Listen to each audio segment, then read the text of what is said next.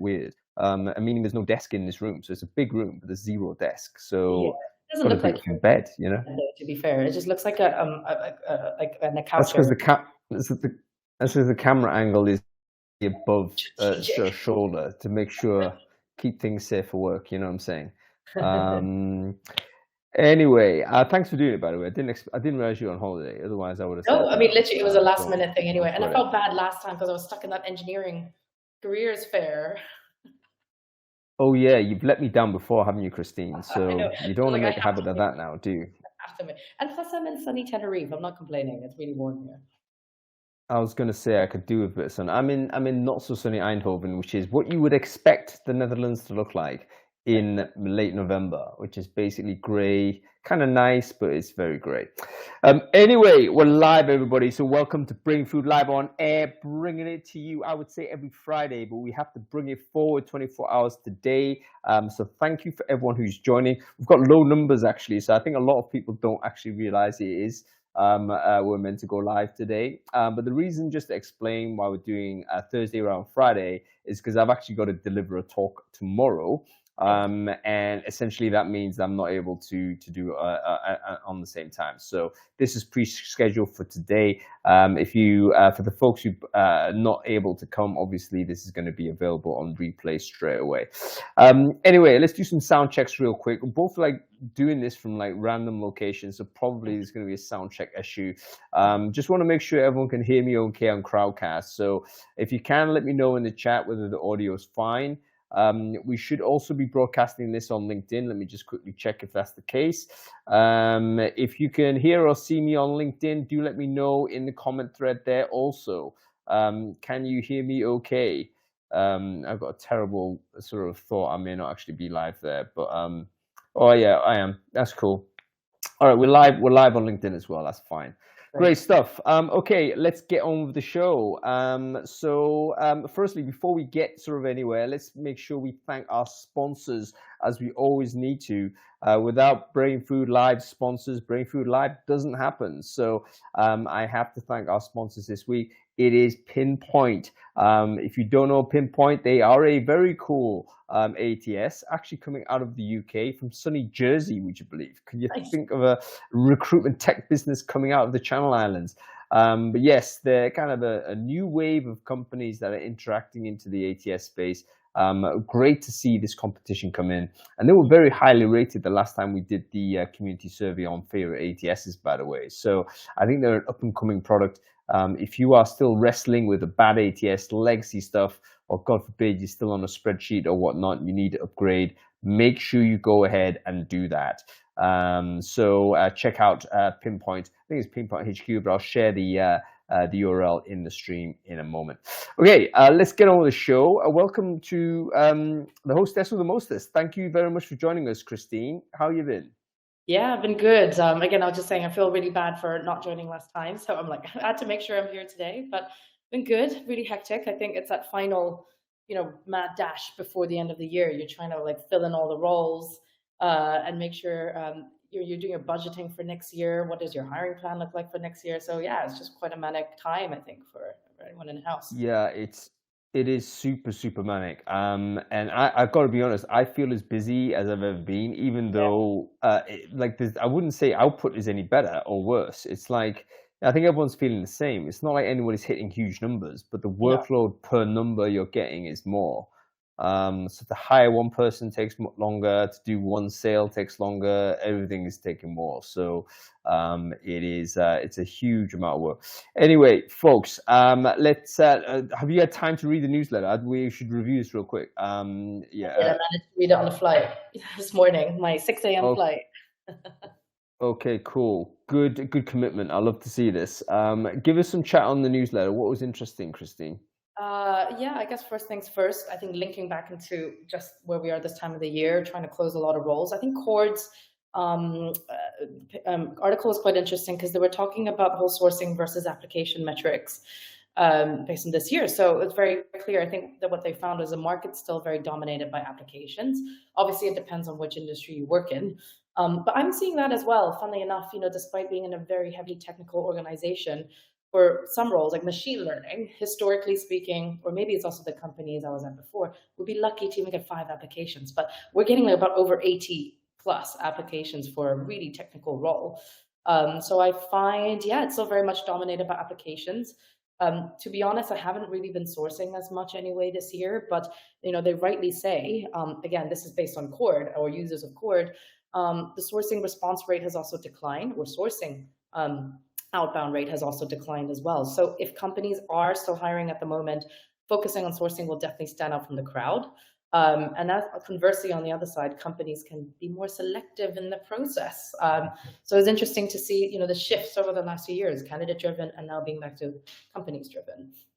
Yeah, it's crazy that you're getting 80 applications for ML type roles. That is evidence that candidate activity is higher. By the way, Cord are producing some really interesting data on this. They're basically comparing kind of who goes first type rates. So they've got a matching platform, obviously, usually for technical people, but they're monitoring, okay, is it the candidate that applies or the recruiter that reaches out? And there's been basically a delta on this. And it looks like candidates are still doing more of the first step than recruiters, which tells us that, at least from the candidate perspective, they're kind of looking, hedging their bets maybe. I don't think they're desperately looking, but they're kind of understanding that, what, market ain't great. I need to speak to companies, be more responsive, and so on. So an applicant rate is going up, of course. And by the way, that's a big part of what this show is about. We're going to talk about AI-enabled candidates. One of the things that we've seen recently has been this, this wonderful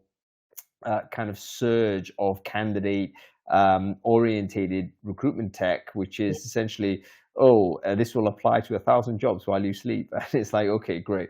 If we're getting 80 applications now, wow, in 12 months time, that's going to be 800.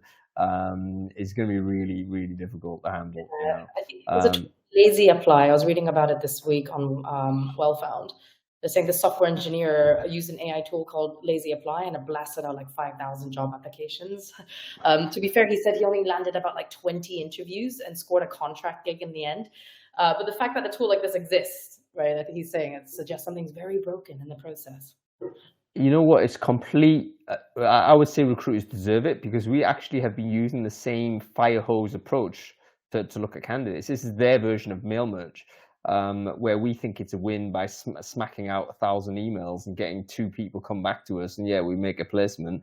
We walk away and think that's amazing. Now that's going back the other side. So candidates are doing mass apply.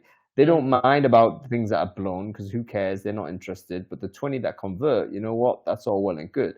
So we're about to see this, folks, and it's going to be interesting to see how we handle it. Anyway, give us a couple more before we get into this this main chat.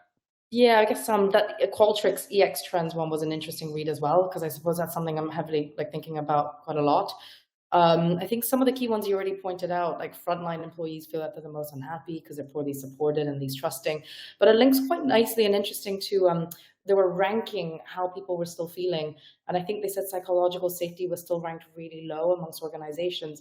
And that's interesting, because if you're thinking about, we're now thinking about a post-hybrid or hybrid world.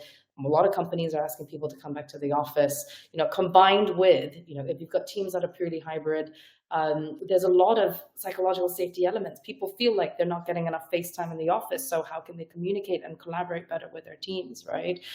So that's an interesting one. And another point I think they really highlighted was an onboarding experience as well in the post-COVID world. And one key takeaway I had for me, as a people team, is how do you communicate your value and business outcomes by sharing, ROI that shows how EX is linked to the outcomes of the business. And I think that's a really, really crucial one for people teams now and thinking about next year. People want growth and development. People want balance, right? So people want a bit of everything. So how can you factor that and tell that story in a way that would, align with leadership? So I think that was a really interesting one for me. It's a big report, and it's definitely worth a read. I think Qualtrics come out with it once every year, and it is one of those annuals that you have to keep an eye on. Employee experience, what do they care about, and how can you make people feel that they want to they want to be there in your business. I think very, very challenging, but we've got to do what we can to make it work. Okay, cool. Give us one more, Christine, before we get into the meat of this. Segues quite nicely to, I guess, the topic today. And of course, it's as an FT alumni, I have to quote an FT article, but it's the one from John Murdoch about the impact on GAI, on generative AI and white collar work. So I think the key takeaway they were talking about was like the gig worker model. So if you got like graphic designers on, let's say Upwork, who are designing kind of one very specific task, like designing a logo or something, versus freelancers who are a bit more multifaceted, they find that a lot of that is obviously being taken away from AI. You got like GAI rather. You got Midjourney, which are producing amazing artwork, and I think they feel like it's devaluing a lot of the work that they do. It's not easy to be a really good graphic designer. So yeah, it's interesting as well how he ends it with, look at it as an extension of ourselves and still check the output. So a lot of talks that I go to, they refer it as a junior research assistant. It's still very kind of junior. It is still very elementary where it is. So you got to look at it as more of a frenemy perspective, which is what he's saying. And I thought that was quite interesting. Yeah, I think we now have the kind of the evidence is in, so to speak, in terms of what the impact of generative AI is. It's pretty obvious that it is going to eat into a lot of the media production work and the data cleansing work and the copywriting work and all that type of stuff. And in fact, they were the sort of tasks that were typically moved into the very early tasks that moved into the gig economy. So the Upworks of this world, the Fibers, very much highly populated with people doing that type of work. And actually really, really good. I've used those services. They've been fantastic. But it turns out that since OpenAI launched ChatGPT, there's just been a drop in overall earnings for the people who do that kind of work. And the people that are still doing it are actually earning less per hour than they did before. So we can see where that's going. It's basically going to completely eat up that industry. And it kind of augurs, what is the future for anybody who's processing information? Because if you're ingesting information, manipulating it and pushing it out to something else, and you're selling that output, guess what? That's in line for the same type of disintermediation that generative AI is doing for us. The fact that we can go fast with AI is great, but that speed is also going to ultimately cannibalize what we're doing. So very, very portentous. Great article, well worth a read. Okay, let's talk about this topic, Christine. AI-enabled candidates. Have you encountered anybody applying for your jobs that you assumed or you suspect was AI augmented in some way? And what's your feeling as to what this looks like in future for job applications, advertising for jobs, and so on? Yeah, hard to tell, I think, in my world, just again, because it's so niche. But I always draw upon Annie Jackson, who I believe has been on the show before. She posted something on LinkedIn a while back, I think it went viral. So I think one of her pre-screening questions was, why do you want to work at, I believe Clio is a company she's at. And I think the response was, well, as a generative AI bot, I don't feel like I could I'd be a right fit for this position. But so I think she posted like, come on, if you're going to use it, at least like read it and get rid of the evidence. But I think, it's really hard to tell. And from my perspective, when it comes to things like, submitting your CV, it's pretty standardized, right? Like a lot of candidates run through, the CVs with a lot of different tools. But I think when it comes to like cover letters or you've got pre-screening questions, I think that's definitely ripe for a lot of candidates using generative AI for that. So we don't do that at the moment, but I could see, and I'm speaking to a few of my peers, that is clearly one of the biggest use cases as well at that point. Yeah, I think because so much of our recruitment procedures are based on receiving information, documentation. It's obvious that it's going to be used in this way, and we're going to bring on people like Robert Nuri and the stuff like that. I've done some great research on this. But I wanted to get the gauge from the audience as well. Like, have you encountered applications to your jobs that you suspect are AI enabled or AI generated? Let me know in the comments. And if so, how do you know? There's certain things that, the Annie sort of example is a really good one, because basically the guy had copied and pasted the kind of ChatGPT disclaimer directly into the the response without Yeah. actually reading through. So that's actually a common mistake. So that's a clear Go giveaway. through it, Um, but like at least like for like sense check it before you submit it. Not that hard. No, but it is, but ultimately, you remember this guy or this person is going at speed now. So Yeah. it's like, they're all that. So in other words, the emotional commitment per job application is going to go lower, Yeah. because candidates are thinking, I need to apply not to 50 roles this week. I Yeah. need to apply to 5,000 this week. I need to maximize my chances. Yeah. So their attention to detail per application is going to go down. Yeah. And some of these tools, Lazy Apply, sort of apply.ai or whatever it is, they're designed basically to sort of harvest the internet for jobs that kind of match to your job description. So it's a reverse of what we would normally do. But then it would customize a response and email out to you, email out the response. So from a receiver point of view, it's going to be very difficult for you to Yeah. figure out who or what is an AI sort of enabled candidate, and Yeah. indeed whether this is a good or bad thing. Yeah. So Yeah. anyway, I think from some of the feedback in the crowd, it looks like people are encountering it, but they're not quite sure why. There's like a visceral interest, visceral kind of feeling there is. But I'm going to bring on Becky. Becky has mentioned that on the off chance, Becky might be speaking crap, I don't know. But she did, I think she mentioned that she was sort of receiving quite a lot of high volume AI enabled applications. Now, I think when Becky comes on, she'll be able to tell you all about it. But she does early careers at EY, so obviously a major brand, Yes. Yeah. and used to absorbing lots of applications anyway.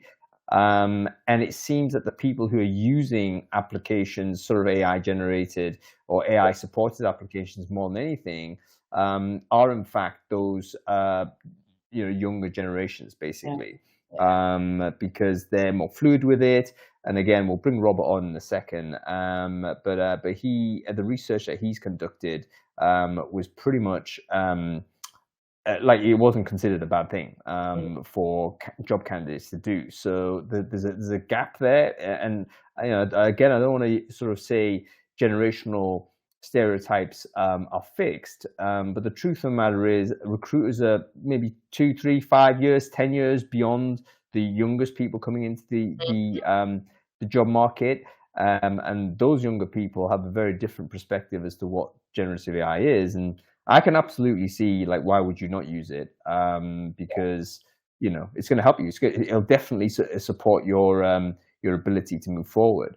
Yeah, but it'll be All right, interesting I to see can't get perspective, high volume role. Like, how would you, if they all look so similar, how do you then actually like minimize? How do you then do the screening process from 1,000 to 20? Like, if they all look like, although it gets well, samey here. Well, this is the question. I mean, everything's going to look perfect. Yeah. So everything. I mean, a classic example here would be, let's say, one of the last remaining reasons why we would use a cover letter, application form, or a CV as a sort of tool to assess candidates is to say we want to know about their written communication skills. Yeah. Okay, well, you can throw that out the window because this person can type whatever into ChatGPT and say, act like an expert in English literature or something to that degree, and it would crank out some, perfect English or whatever language is your preference. So really, really difficult. Okay, I've invited Becky on, but I don't think Becky is here. Becky, if you are, let us know.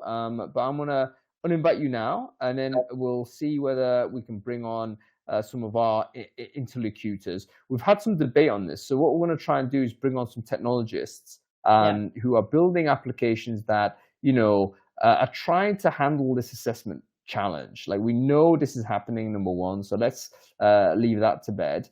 The question is, what do we do about it? Is it okay that we just let it slide, or does it actually like break our assessment processes? Do you know what I mean? Like, personally, I would be terrified posting an advert now, because I don't want to handle 1,000 applications and then be accused of having terrible candidate experience because I'm not responding to everyone personally, right? So and I yeah. think it's gonna be interesting because even this week I'm just thinking about it with someone who had a perfect CV. Like, even first stage interview was incredible. He came on site yesterday and he wasn't what he like set out to be. So even he met like with our founders and whatnot, and it just completely, I mean, I don't know whether it was just nerves or whatnot, but it was completely different from what we saw. So was it that in the virtual interview he had notes in front of him and he just did everything like all set out Yep. perfect? You know, whereas on the onsite, he like after probing a few like difficult questions, he just couldn't get there. It wasn't anything like what we saw online. So yeah, how many of those are we going to see? All right, Becky says she's here, but she's on her mobile, so I reckon what she'll be driving a Porsche or something, and there'll be some sort of catastrophe. But let's bring Becky on because she's always good TV, and we'll see how she gets on. Okay, and by the way, Antonia and Robert and Bass will bring you on momentarily as a three. Once we've had this quick chat with Becky, and if Bill Fisher's here as well, I'd love to bring you on as well, Bill, if you're about. Because I'd love to get your input, because different techniques about how to manage this is actually quite interesting. Like, do you try and screen people out? Is there a detection sort of mechanism? I see Warren is here as well, Warren Sukanek. They've actually got a tool to help you do that, to try and assess, okay, we reckon this person is at risk because of these types of behaviors at interview, like eye tracking is going off, or there's a a persistent delay, or there's an earpiece feeding answers in, all kinds of crazy stuff like this. Bill is here. Okay, we'll bring out all the techie guys on first, but let's wait for Becky to park her Porsche and see whether she can get on. I don't think this is happening. Okay. No, it's very interesting. Okay, Becky, don't worry about it. I think we're struggling. So we're going to uninvite. Let me know if you can come on at some point, and we'll ping you back. But let's bring on. I need to search. Bear with me, guys. There's a manual action here. It's no voice command. So I've got to go with Robert first. Let's go with him. Let's put Antonia on. I'm surprised this is not automated yet. I think it's right. I think you can get walk-ons on here, but it's quite high risk. And obviously, I don't want to just do walk-ons because anybody can do that. Right, there's Robert. Good to see you, Robert. Hi, Kristen. Hello. Can you quickly introduce yourself, Robert? Who are you? What it is you do? Yes, sure. Robert Nuri, CEO of Arctic Shores. We do task-based assessments, so no questions asked, and very much ready for the chat GPT world. But my big goal is all around how you halve a potential and uncover people's strengths and qualities in ways where they don't usually get a chance to express them. Fantastic. And Robert, before we introduce Antonia and Bass, can you quickly just give an overview of some of the research that you've conducted recently on candidate usage of AI? Like, what are the key headlines there? Yeah, a couple of quick headlines on this. One is they don't consider it cheating. And we've got to be really clear about this. It's like a calculator, is my analogy, in that the world of education has already worked out that using a calculator and also using generative AI is a support tool, not a cheating tool. So we've got to get that word cheating, bad applications if AI is being used out of our minds on this. The other second quick fact on this is that people who are neurodiverse use generative AI to help them get to a level playing field in the recruitment process. So one of the studies we found was 23% of neurodiverse candidates are using ChatGPT to support their application form, as opposed to 17% of students generally. And so it's seen that group of people as a really helpful way to give themselves a level playing field on the recruitment process. So again, it's another reason why if you come to it and say it's cheating, you're really sending a poor message to those people where they say it's a tool to support them. So there's a couple of, I think, key facts that we have to wrestle with. And I think the event is sort of the report has actually been shared in the chat there as well. So do avail yourself of that. It's very, very good. Okay, we have Antonia here as well. Antonia, great to see you. Can you quickly introduce yourself? Who are you? What it is you do? Hi, so I'm a CEO and founder of Lumini, which is behavioral assessments, like next gen behavioral assessments. So I've got a background of working in schools, teaching, and working for a big examination body. So it's an assessment specialist and a specification writing specialist. So I kind of bring that quite a different angle to this argument because I've worked in assessment pretty much my whole adult working life. Fantastic stuff. Great to see you on the show there, Antonia. And let's just finish off the intros here. Bas, can you quickly introduce yourself? Who are you? What it is you do? I'm Bas, and I'm probably one of the few independent assessment advisors in the world where there's very few market for it, but I help companies decide what assessment really fits with what you're measuring for and how to write a decent RFP and check them if there are actually some scientific validation to the vendors that they're trying to buy. Fantastic stuff. And we have Bill Fishers here as a late joiner. So Bill, wonderful to see you. Can you introduce yourself, sir? Who are you? What it is you do? Sure. Can you hear me? Yep. Yep. Excellent. So I'm Bill. I'm in London. I work at Vonk. I'm the CTO at Vonk. And we've been building kind of a full stack of generative AI powered top of the funnel talent acquisition tools. So we should probably wordsmith that a little bit, but basically reinventing all the point solutions that sit at the top of the funnel, but using a large language model as the engine that powers it. And yeah, we did. No, and I've seen you kind of recently post a few things related to this idea of being able to detect AI generated applications and what have you, which we know is like one of the techniques that employers might want to deploy in front of this. So let's start with baseline. We want to sort of move the conversation to this point. So AI enabled candidates, I think if it isn't already a thing, it will become a thing. Because it's too obvious to use. It's consumer sort of technology, consumer grade technology, sort of say. And there's now actually like an ecosystem of these point solutions, which seem to be, helping job seekers apply at scale. And so my conjecture is that the existing recruitment pipelines that we've designed are not able to handle this upcoming surge of candidates because we've designed them in the pre-AI world. And we've already started to see, I would say, irrational requirements reinserted back into job ads in an attempt to suppress applicant flow. So a good example of this would be, for instance, the reintroduction of language requirements for a recruiter, for instance, in Berlin. Berlin, for the last 10 years, has basically been very aggressive in saying, look, we want to not sort of have German as a requirement.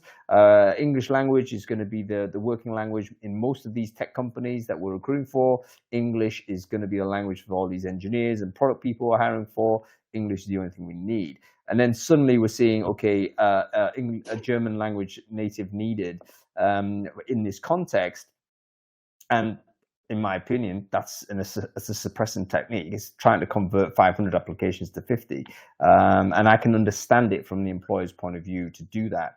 Also, things like sector specificity starting to come back in. You know what? We love your profile, but you know what? You have to have experience in this domain. Whereas, do you really? I thought we were hiring for potential here. So we've got some really regressive and retrograde techniques that are understandable because of applicant flow is going through the roof, and it's going to be accelerated even further. What do we do about it, folks? Antonia, let's go to you. Is this a problem? How do we handle this?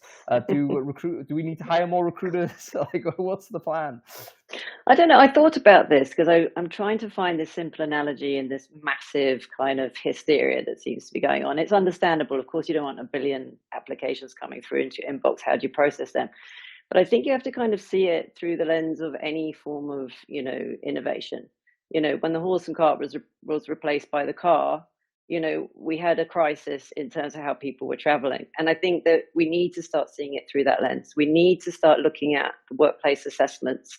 I can only talk about workplace assessments because actually it's a broader topic. So in my context, I'll bring it into the workplace assessment, framework. But workplace assessments, as we know them, have come from World War I psychometric testing, which was a process of quickly processing troops and deploying them. This is a one-off thing to take people to war. And then you had the kind of 1950s Mercer-style advertising that took that into the workplace. So the workplace, as the army, the command and rule. Now, that landscape has changed massively already. So it's already out of date. What generative AI is doing is it's the car. It's like at the moment we don't have the roads. The car is here. Everyone's driving around like a crazy person, and that's what's going to happen. So the real argument is about how we build the roads. But in the first instance, is looking at the landscape of why there's so much chaos happening. And I think that it's interesting because Robert has been saying this in his research as well. Behavioral assessments, non-language-based assessments, as Robert's putting them out there, will gain an advantage in this marketplace. But that's one thing, but it's not for me about that right now. It's looking at how we're building the roads. But to do that, you have to understand the existing landscape of what assessment is now. And this idea that you would assess somebody on a one-off assessment, constellation-based assessment, that's essentially valuable. We stand on the shoulders of that. I don't think you give up on anything that's in existence, but we have to be extremely critical about what these assessments are. When it comes to the behavioral, you gain a small advantage in them, but essentially this idea that you would just make one assessment and that generative AI will come in and someone would gain an advantage from that, that is simplistic thinking around assessment right now. So from my point of view, it's trying to create this landscape of reevaluation rather than reactive thinking about it. All right, so I think I get what you're saying here, Antonio. So I understand it correctly. Let me know if this is my interpretation of your position is incorrect.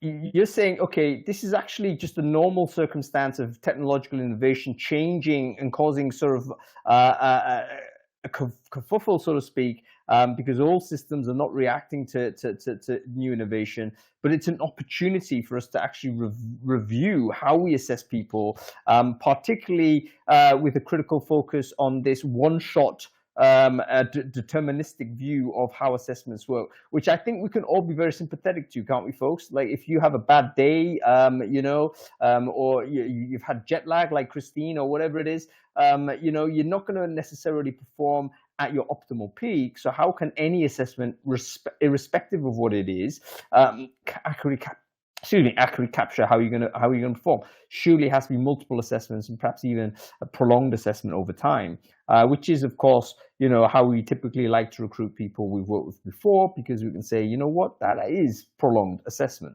Okay, very, very interesting.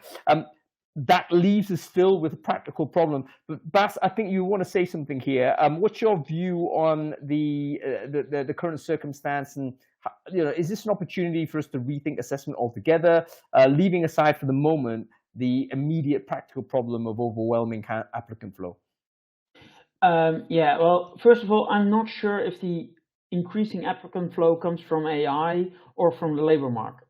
And the examples you just gave about in Germany now, German becoming a requirement again, could that be because it was begrudgingly that we're going to hire only English speakers, because actually, and especially if you know the Germans, and basically I've been their neighboring country for my entire life, they do really I need to hover over the mute button here, Bas? Do I need to No, but so if you look at the assessment process, it's been broken for quite some time. I mean, if you look at all the numbers, 50% of all the hires are mishires. It's been ridiculous for ages.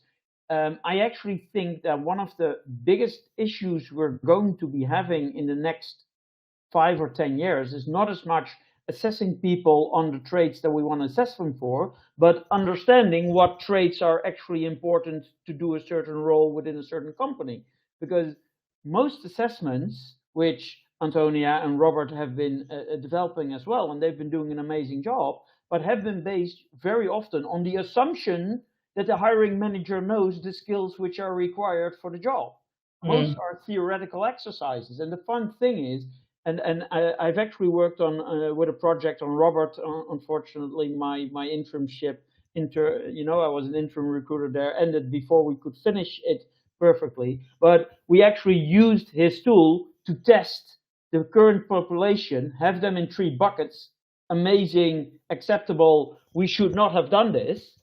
And then actually we're looking at how much of a certain trade is amazing to be successful at this job. Now, those kinds of researches, we've not been doing enough.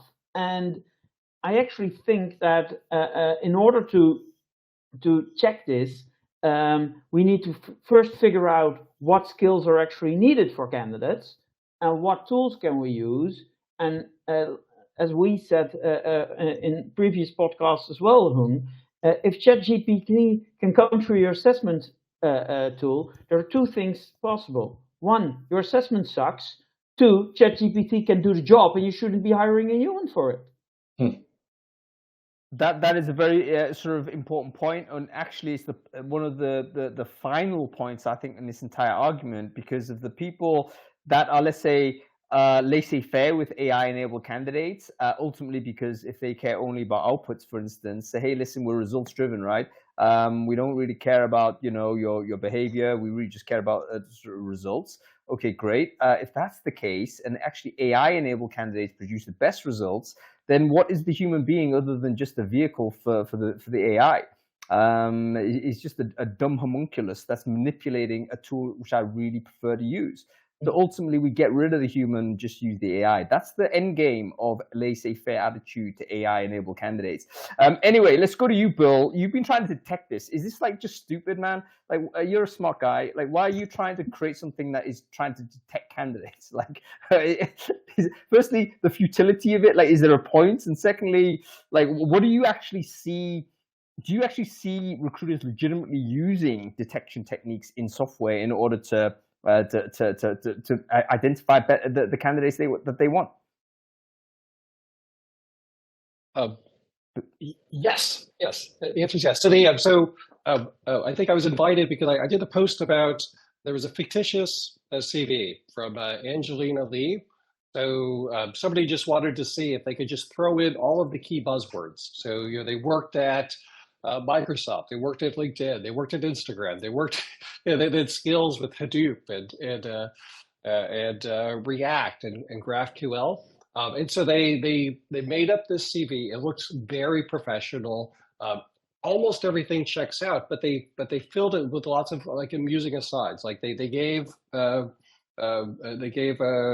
venereal disease to all the interns. They put the entire data.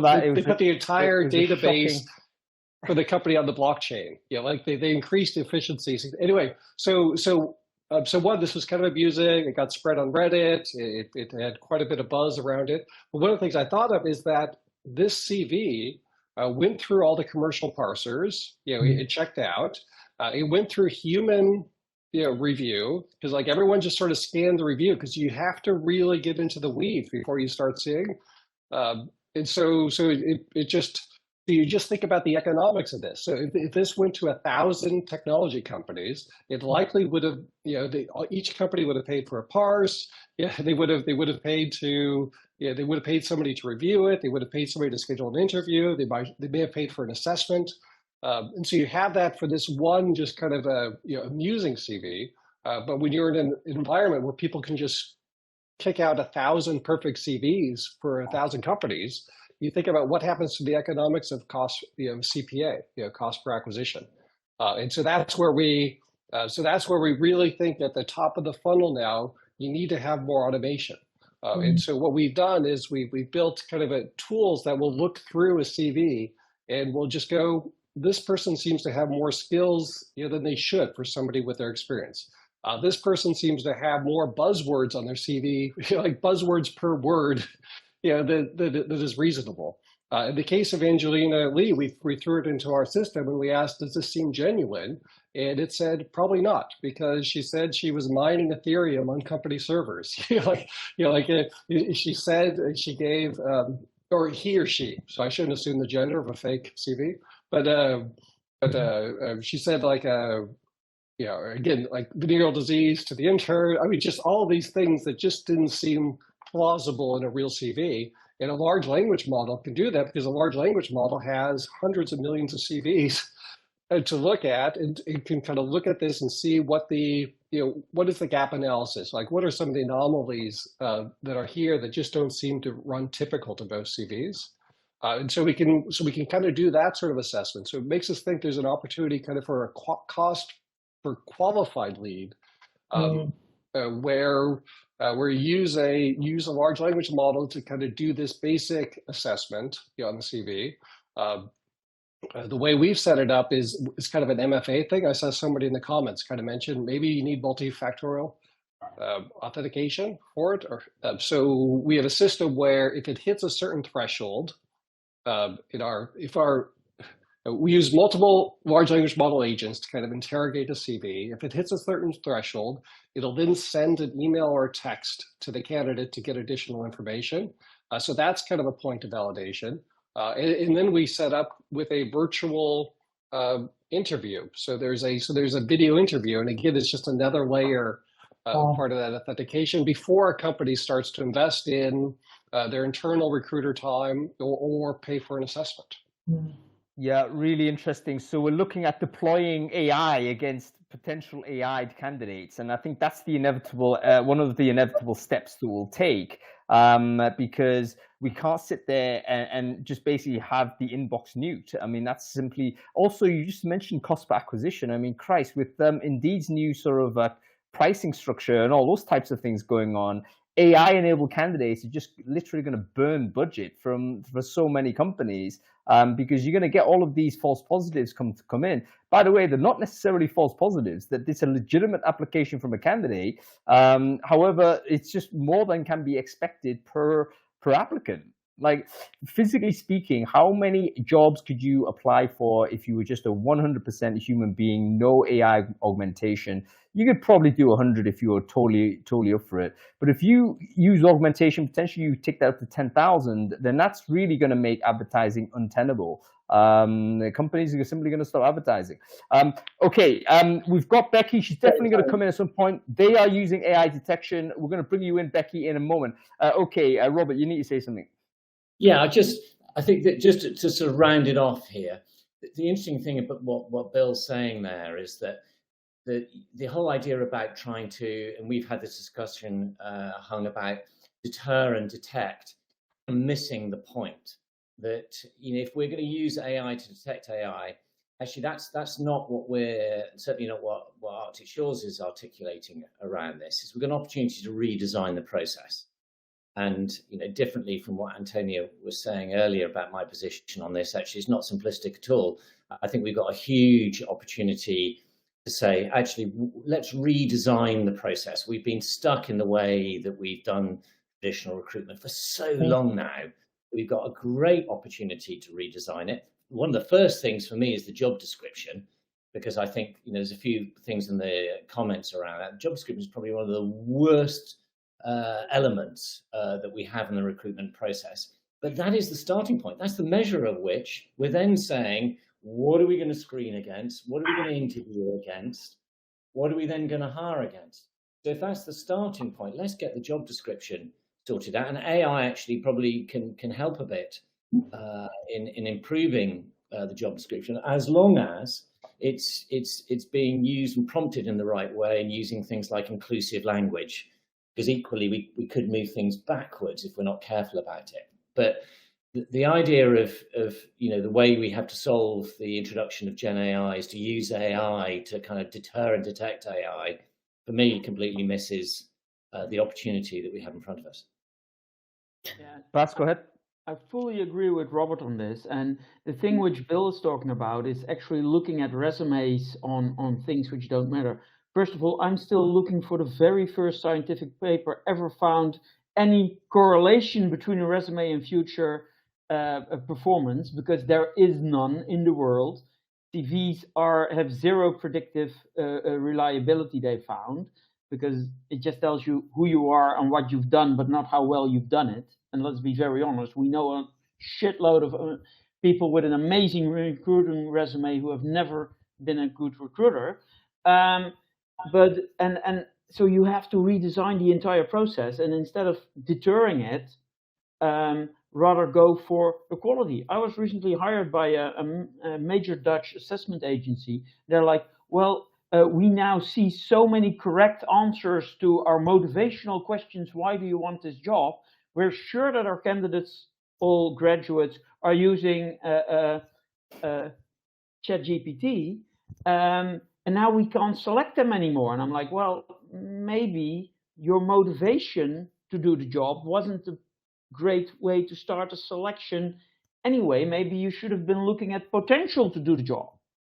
You know? I think for me, this is really interesting because for me, so many of these arguments are satellites around the bigger question, which is asking the question about data. And all of this is about validation or cheating, or all of this terminology about what is it that we're looking at here. And as an assessment specialist, I come from a background where the validation of that assessment methodology is critical. It's not something to be taken lightly. It's nuanced, it's complex. It takes experts to write assessments. So essentially, if we could kind of just say that if ChatGPT or generative AI is cheating assessments, then they're not good enough. And then there's a multitude of arguments around that anyway. And then there's a multitude of arguments around what you do with all the people cheating, because essentially, if I'm only going to be assessed once, I'm going to use everything at my disposal to gain advantage. And that's obvious. So of course, we need to redesign processes. But can we bring it back to this data argument? Because no one even asked the question around generative AI, what data is it running on? This whole idea of validation seems to have got lost in this sort of satellite argument around, let's change this, let's do that, this isn't working, there's volume. And actually what we need to do is look robustly at what assessment is, and proper assessment methodologies work, number one. Secondly, the people who are taking workplace assessments have been brought up in schools where they're allowed to use learning aids. They do coursework. I don't know for sure in the States. I'm not as familiar with the education system in the States. But in particular, Gen Z, they use everything at their disposal, and it's not considered to be problematic. So then it's a rethinking around what would be the core argument in this. And for me, it's data. So assessment is a way of getting data. And then the question is, how do you use that data? And that applies to analytics as well. So we're getting great traction with analytics companies, because it's like, what data are you using? And when you really look at it, it's scrape data, or it's data built from kind of substandard assessments and so forth. So I'm not going to continue about that, but I kind of just want to put that into this argument. So we start to look at maybe how we start to draw out the key topics that we need to be discussing. How are we building these roads for these cars? Because just squabbling about what's happening and how everyone's driving at the moment doesn't seem to me to be creating the real questions that we need to be looking at. Mm-hmm. No, I disagree with that, Anthony. We're not squabbling over the technique. We are talking about building the car, the road. The question is, like, we're already at this conversation. Like, how do we redesign a process that does what we think we want to do, which is to hire the right people for our companies, right? So let's agree on some basic parameters on this. We assume that most companies want to hire certain types of people for their organization. They may have limited understanding as to what that fit is, but they don't think that. They think they know. So that's what we've got to go with. And now we've got a system. They threw up a system. So that's all of us, have thrown up systems, which we were pseudo happy with, quasi happy with, because we went with it and we hired and built businesses that way. But now suddenly we're getting a surge of candidates, either through higher volume, which I anticipate is going to be the case. I agree with Bas. Listen, I've got no evidence on it, but I'm prepared to go with the logic on this. Quite simply, these tools are very cheap, very free, and you would use it if you were a job seeker. So it's going to be used. In which case, what does our recruitment or assessment process look like? Do we, for instance, stop advertising? I think we do, because we can't handle it. What are your thoughts? Shaking heads? Bas, you shaking your head? Well, let me give you a simple case study from the Philippines when COVID broke, and there was only one job open at some point for contact centers, and those guys got 250,000 applications on a single contact center, and they had 7 positions open. But because they already had an amazing pre-assessment tool, which has been taken over and now sucks balls, but that's a different story. But they were just like, they could simply look at the 99.9% match with their profile, which they already screened before, and all the rest actually got a really nice personalized rejection on why they didn't fit, because they weren't looking at CVs. one of the things, because it was for an American, it was in a Philippine contact center for an American company, they checked how good is your English and how great is your accent, and they had AI assessing the voice in there. So too many candidates aren't a problem as long as you fix the problem or fix the selection process, being able to select on relevant things before a human gets involved. Yeah, but All right, so that's go ahead. Oh, Go sorry. ahead, Antonio. Look, okay, to be a bit more candid, I think that essentially all these processes are disparate, and recruitment is separate to retention, separate to candidate experience, although it's a connected process, separate to employer branding. These processes need to be joined up. And in simple terms, a robust assessment methodology joins them up. It's an assessment for learning process. It's an understanding of where someone comes into an organization, where you want them to be, where you want them to be in 5 years, and so forth. And this is normal to people who've worked in assessment. So essentially what I'm trying to say is we need to be looking at, if we're building these roads, we need to be looking at robust assessment processes that join these processes up. And my point is, the satellite conversations that we're looking and of course in this context, we're looking at recruitment. But the key thing, and Becky is engaged with this as well, it's about the interoperability of all of these processes. Recruitment as part of retention, or retention as part of recruitment, and assessment as part of that process. I agree. Yeah, and by the way, we need to bring Becky in, by the way, folks, because she's actually she's around. But before there's two things I want to do before we move to Becky. Firstly, this is an amazing conversation, so thank you everyone for contributing to it. If you've enjoyed this conversation, folks, I'm sure you have. We probably need to do a round 2 on this for sure. Let's make sure we continue the conversation anyway. So we always do this in the middle of every show. We want to make sure that everyone leaves with a very strong network of people that care about this topic. So now is the moment. Just take a quick break, grab your LinkedIn URL, stick it in the chat stream in Crowdcast. If you're on sort of LinkedIn or wherever you're at, stick your LinkedIn URL in the comment thread there, and then just connect with everyone who's done the same. The best thing you can sort of happen at the end of this is you walk away 20, 30, 40 people that care about this topic, including our amazing panelists. So make sure you go ahead and do that. All right, Becky, stay patient. We're going to go do a quick round robin. There's 2 questions I want everyone to answer. I want you to answer number 1, what do you think will happen in the next 12 months when it comes to assessment, okay? And not what you want, but what you think will happen. And then I want you to come back with what you want to have happen. And those 2 things may be the same, in which case you probably rest easy and you don't have the same anxiety as everyone else, but they may be different. So everyone have a think about that. Okay, Christine, you're going to be answering this question as well, so you pay attention, please. No, it's okay. Robert, let's go with you first as I'm looking at it clockwise. What is going to happen with regards to assessment, particularly when it comes to handling AI-enabled candidates, and what do you think should happen? Well, I think that the first thing is that people need to go and be much more transparent on their websites about how they want people to use Gen AI. I mean, I did a bit of research last week to go and find out how many companies actually put on their career websites whether they think that using Gen AI is acceptable as part of the application process or not. And none of them give any guidance as to what they think is good use or bad use. So one of the things that I expect and would like to see more of next year is people being much more transparent about how they're expecting this technology to be used as part of the application process. And then the second piece is that I do think there are a lot of companies now that are, you talk about skills first, skills-based hiring, that are taking the opportunity to redesign their process based on how do you discover potential and do it in a fair way that's multifaceted in terms of the way it picks up data and pictures of people. And we've got a great opportunity to address the skills crisis by turning our recruitment process upside down and designing it for what it's intended to deliver as an output, as opposed to what it has done in the past that's no longer fit for purpose. Yep, very good. Okay, Christine, go to you. What do you think is going to happen? What do you think you want to see happen?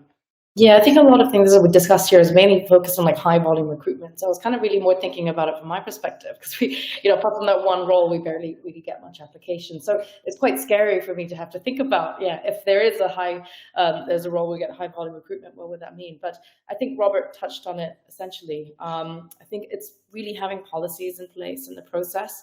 And secondly, I think when you're redefining it, because I was also thinking it from a lot of tech recruitment roles, we use things like Codility and a lot of like HackerRank. So we use a lot of tech-based recruitment platforms. And even then, it's right for people to go on GitHub and look at reviews online. So what can we do as a company to actually enable and block that moving forward? So in my last role, for example, we actually kind of do more live coding sessions rather than sending them a tech test. And that works for low volume roles, you see. So I think that's why I'm kind of learning a lot here as well. Like if I am in that position where we are getting 50,000 applications, then that's probably where the policies come in and having to rethink that process. But I think ultimately you still need a human eyes on that. As we're seeing, people are writing CVs and cover letters using generative AI. The reality is you still need a human being on the other side to read applications and filter them. I think maybe that's a factor also, like the reintroduction of face-to-face interviews, for instance. Antonio, go to you. The two questions there. What do you think will happen next 12 months when it comes to assessments, and what do you think? What would you ideally like to see happen? I think they're entwined for me. I think it's because it's happening. I think it's going to be talent benchmarking, i.e. use your retention strategies a lot more than you already are to map your internal talent as your benchmark. And then it's going to be candidate focused. So things like CV wallet. So essentially the candidate will take charge of their own data. It will be validated through blockchain and so forth. And recruiters will be going to these massive data banks to get candidates. I'm not sure we're going to be worrying about generative AI in the way we are now when that happens. Yeah, very, very good. Okay, Bas, go to you. The two questions, mate.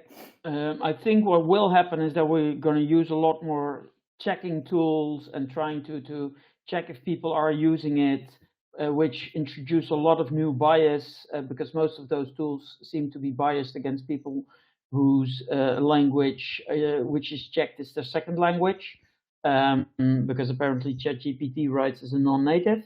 So I think that's going to happen, which is the dark side, which I hope is going to happen is actually what Antonia said, is that people can upload their data, which they get from Robert or any of his competitors, to a certain thing, and then with a blockchain prove skills and qualities.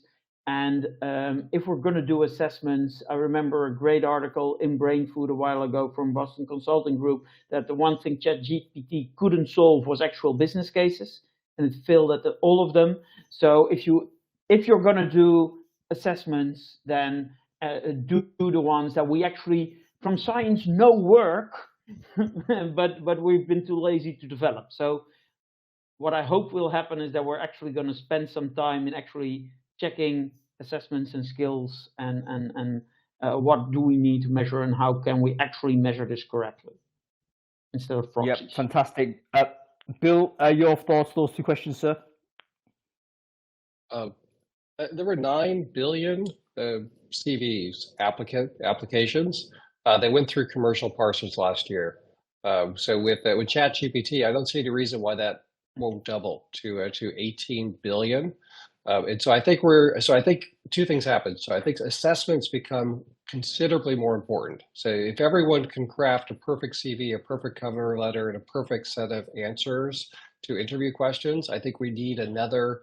I think assessments become more important, but I think we need a better way to kind of screen pre-assessment, because I don't think that scales as well either. So I'm bullish on assessments. I think they become more important, but I do think we're going to need more automation in the process to employ those assessments intelligently and in a way that's commercially viable for recruiters.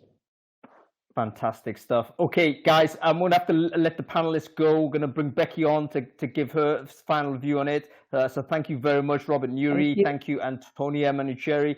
Thank you, Bas van der Hattard. And thank you, Bill Fisher, for joining. What a wonderful conversation. I think we need to do a round 2 on it. We're definitely going to do it if the panelists are up for it, because there's so much more to say on this. Let's say goodbye to all these folks. Christine, you all right hanging on for a Yeah, little while?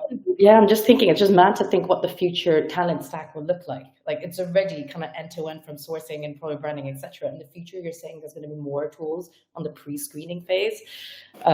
Yeah, how many more can we add? I think there will be. I think for small scale, you want to just get in person. So I think you're back in the office, I'm afraid, Christine.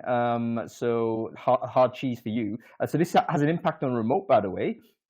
Because I think if you're a small scale company, you're not going to load up on all these tools, but you're just going to say, right, we're going to go direct to in-person interview.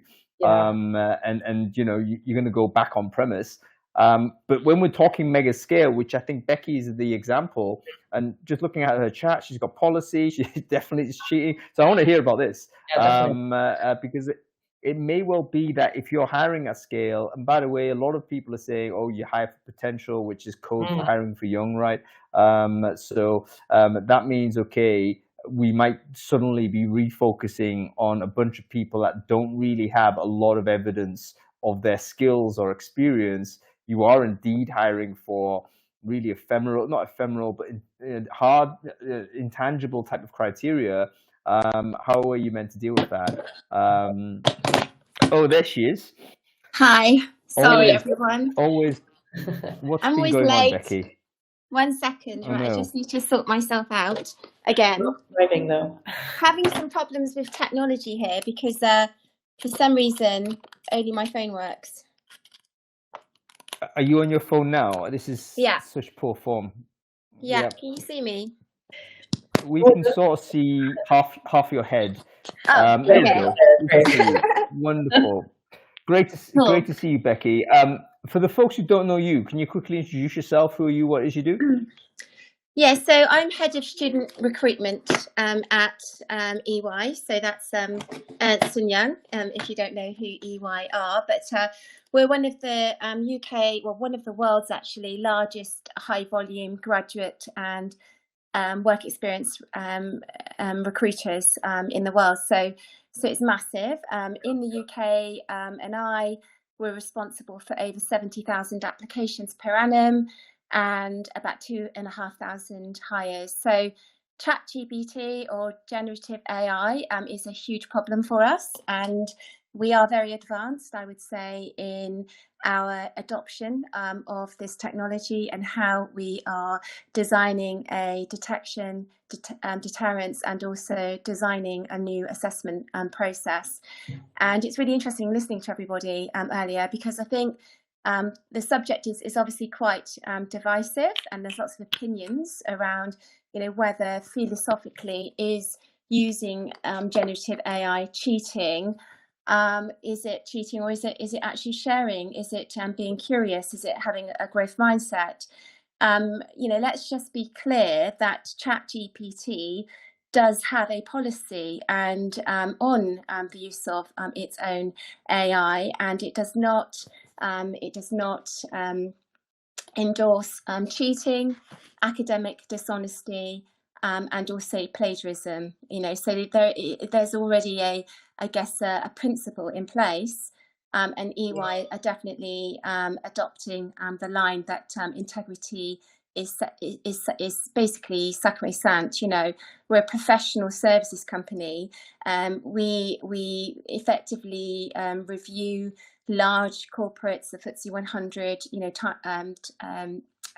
organizations across the world, top fortune companies, and we have to ensure the integrity of balance sheets. We cannot hire people that are potentially cheating in our process. And just to be clear, that we have seen direct cheating. There are 24 key threats and vulnerabilities in our process right now, end to end, and we have clear examples of where we have seen cheating, and effectively, we've had to rebuild our whole assessment process in 6 months with the view of going back to recruitment vintage, because the technology and assessment providers, and I'm going to be very controversial right now, are not equipped to lead on this agenda with an effective solution that effectively allows organizations to ensure integrity of the candidate. So, there's a point here that young people now are really embracing technology, and that's fantastic. You know, it's technology is ubiquitous. Gen Zs are very used to working in this hybrid digital world. But what we're seeing is that dehumanization, right? So we're seeing in our process, as grads come in, all of a sudden they're avatars, right? You know, we've seen that. I love an avatar. I'm really pro avatars. Individuals are turning up at meetings as avatars.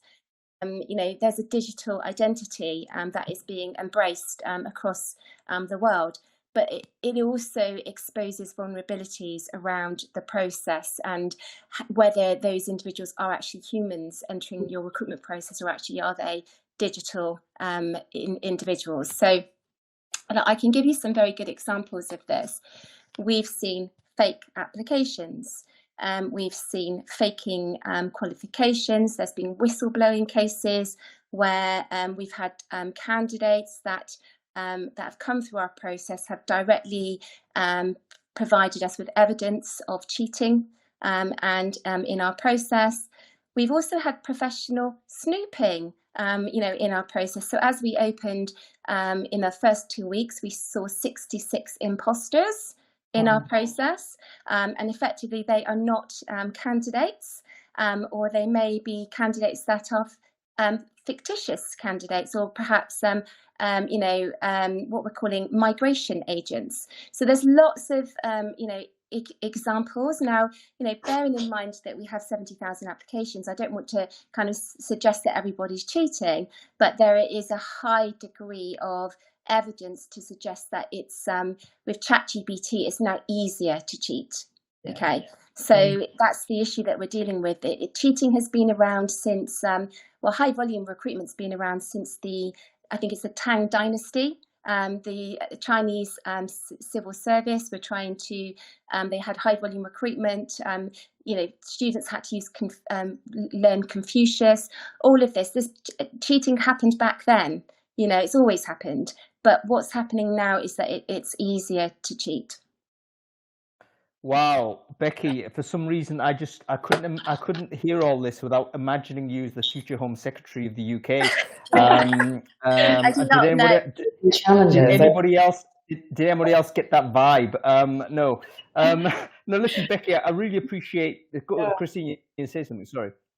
No, I was just going to say, like, I really empathize with that. Like, you know, you're already dealing with high volume recruitment. You're trying to find the best candidates. On top of that, you're having to deal with all these different challenges. Imposter candidates. Are they real candidates? Are they digital avatars? Is it even the real self?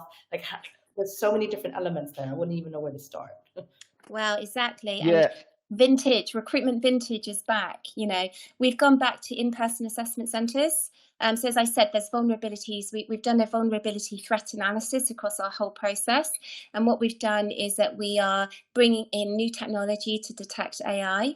You know, we're also embracing different ways to disable any sort of copying and pasting.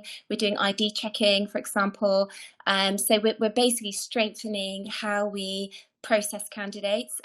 As mentioned in the chat, we've got our Chief People Officer with a cheating video that we run as soon as a candidate applies, which is really making it clear our view on AI. And also we run that again in the assessment centre as well. I mean, I was at an assessment centre a week ago and a candidate I spotted trying to cheat, right? So, you know, we're just making it clear. I mean, it's a very, I guess, it's a challenging picture out there, because if you look at the universities, many universities are adopting a very similar position to EY. You know, they're seeing it as a breach of code of practice, but also universities are asking students to embrace AI as well, and we're suggesting that 90% of students by this year will have embraced AI. So, you know, it is going to explode, I'd say. And I'd also say that we're going to receive an explosion in applications, right? Because for me, AI is a really great opportunity. So imagine a world where, you know, Becky Foden, I want a job, I don't know, an AI tool to find me 100 jobs around the world, right? 25% will be my job like I'm doing now. 25%, you know, think outside of the box, look at my preferences, look at my lifestyle, look at what I like on, you know, on social media, go and find me those. 25% in a different country, yeah? Another 25% could be stretch roles. I mean, if AI can be used in that way, you know, that I think that's probably where it's going to go. It's exciting, isn't it? But the impact to organizations will be higher cost. It's going to increase our processing costs. We have higher renege rates, higher decline rates. So, you know, we have to get on top of this. Right, Becky, I need to sort of nail down a few points here. Firstly, what is prohibited in the EY policy? Any use of AI at all? Like, what is definitely not allowed? No use of AI at all. Not in an application. How we did do this, by the way, is we dismantled things that are AI-able. You know, so for example, well, the good news is niche questions, right? Application questions. Don't even just forget it, because you just put it in AI, right? So it's an opportunity there to get rid of those old application questions that the managers like. You know, please ask this candidate. You know, la-di-da. Get rid of that. So AI has enabled us to finally get rid of some of these clunky, not candidate-friendly processes. So we've kind of we also prohibit things like we have questions that are kind of more yes and no, right? There's no point in asking a question anymore because you can just put it in AI. So unless it's a killer question, remove it. So I think the AI has allowed us to be better on candidate experience. That. Quick one. So it's actually quite interesting. So closed questions are actually more prioritized to open ones, because open ones are more vulnerable to AI, because open questions previously would like to see how the person was thinking and all this. You know what, we don't know what he's thinking, because he's going to pipe it into the system and the system will produce an output. All I know is a copy paste, whereas I want yes nos. So yes, going to the closed questions, prioritizing those, deprioritizing open. That's something we've learned today. Okay. Yeah. What else? So the in-person aspect means that the video interview, where is that in the EY pro? Is that out of the picture now, or like how does it work?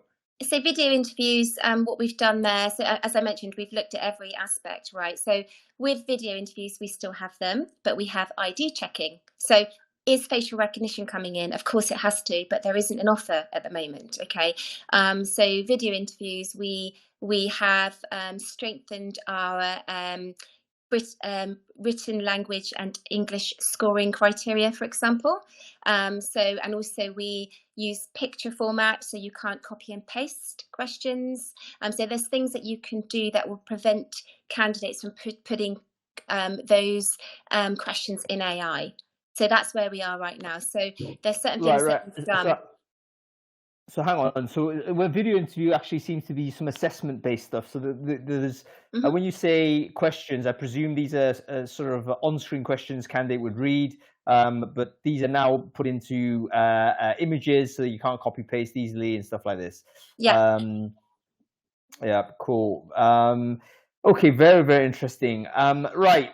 In terms of the outcomes of all of this, where is it too early to say where you're at with things, Becky? Because you mentioned that this is ongoing. It's been a 6-month project to do the re-engineering, so presumably you're still kind of in the early phases of the new process. Do you get a handle now as to, for instance, what the resourcing costs are for the new old process, recruitment vintage?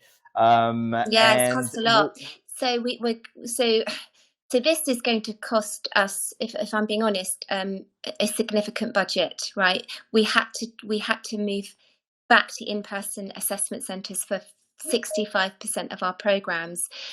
So you know that's 19 assessment centres in person before Christmas, and these you know, and that is around making sure that we're strengthening the opportunity to assess people and based on their potential. So from Robert's point earlier, it's also allowed us just to really assess on potential. Okay, it will only take a few more, I guess less than a year potentially, for candidates to fundamentally just pass the numeracy test, you know, through AI, right? That's coming. So you know, at the moment we've stress tested our process. You cannot pass the process using AI. Okay, I'm on about the online process, but it will only be a specific period of time where that will be, you know, that could change, and that's around having. So, for example, keeping timers on is important. If you have your timers off, you know, if you have a cognitive task,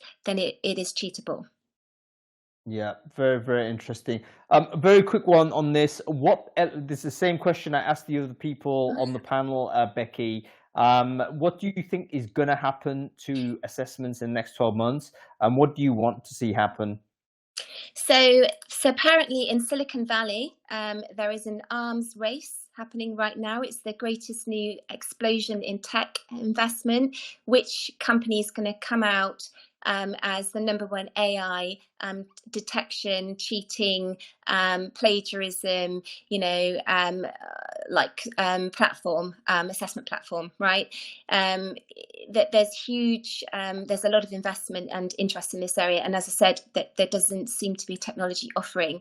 So I think that we'll see more adoption of AI detection technologies. Companies will have to do it. We are also looking at anti-plagiarism detection technology right now and bringing a vendor in. I think that we'll see more and more students embracing AI. I think we'll see more applications. I think we're going to have to get used to thinking more holistically about the candidate, around potential. And I think that we will have to stay vintage, which is in person. We will go back fully probably into an in-person assessment approach for FY25, most likely, because the technology is not there yet. There it is, folks. It's I think a really interesting verdict. And by the way, I do think that this will, in a strange way, shove us back in office because we've gone full circle. Technology, digitization, etc., moved us out of the office, but suddenly it's become such a degree that we can no longer trust information that is purely digitally transmitted. That's going to pull us back in on premise. So our remote golden era, I think, is coming to a close. Okay, Becky, Foden, thank you so much for joining. I know you've got busy things to do. Where are you driving the Porsche later, my dear? I do not have a Porsche. I have the oldest car going. I should have a cool car, but I don't. I don't do that at all. I don't know where you get that from, Hung. You're always flying off all over the world. I'm just sat at home. That must be a different Becky Foden then. Okay, we'll say goodbye to Becky. That's it. Great to see you, by the way. We'll catch up soon. Okay. Thank you. Take care. Bye. Thank you. Cool. That was wow. That's it, guys. We're well over time. So thank you very much for spending time with us. There's so much to talk about at this particular topic. Unless you're taking notes as we're going along, the blockchain element as well. Like I didn't even think. What I need to do is actually take the transcription on this and put it through a note taker and then come up with bullet points. Because I think there was so much to digest on that. Folks, I hope you've enjoyed it. If you have, let me know in the comments below. We're going to be back next week on Friday. We're going to be talking about something I want everyone to sign up to. It is about menopause in the workplace. Do you have a menopause policy? Yes, no. 70% of the 3,000 people polled said no, they didn't. Well, guess what? A menopause is a very natural part of someone's life. And it could be, if you have a significant component of women in your workforce, could be 50% or more of your employees might actually be going through this. Do you know anything about this? Answers no. You probably should. So please do sign up to that. Follow the channel if you're interested in this type of conversation. We'll be back next week, and that notification will be there as well. All right, that's it. I'll let you go. See you later, everybody. I'll see you Friday. It's an amazing topic. Menopause. There's actually, I was reading about this the other week about perimenopause, which is the step before menopause. So there's actually significantly a lot more women in that peri stage where they're not even sure if they've hit it yet. Do you know what? I've been educated on this. So the menopause show's been in prepping for a little while since. And basically. It turns out a lot of women actually didn't know themselves. Like, they're not educated. Men are definitely not educated. Let's leave that to one side. That's blatantly obvious. But I was surprised that actually women were not educated either. and they were like reaching for information and support, and there just simply isn't a lot of it, and definitely employers. So yeah, lots to talk about. Man, but what Anyway, a great panelists today. Seriously, we wish we had more time. No, I know this should be a Joe Rogan length, but we've got stuff to do. What's happening for you later on today? Oh, you got a wedding or something, haven't you? I've got a demo timesheets for my CFO on Personio. Have you really? All right, no worries. I'll see. When are you back in the UK? I'm back on Sunday. I'm back on Sunday night, so I'll give you a holla. We'll hang out with. I'm meant to hang out with Raoul as well sometime next week. So let's get something in. All right. Yeah. By the way, Hong Kong for me December ain't happening. By the way, it's happening. No, it ain't. It's not. Oh shit. Okay. Are you definitely going still? Yeah. I'm definitely going. I'm flying on the 10th. Yeah. Yeah, not happening. It's probably mid-Jan for now. So right. Chips in the night. I'll see you at the Founding Sichuan Club dinner anyway. Yep, will do. I'll see you then. Safe flight. Enjoy the rest of the day. Okay.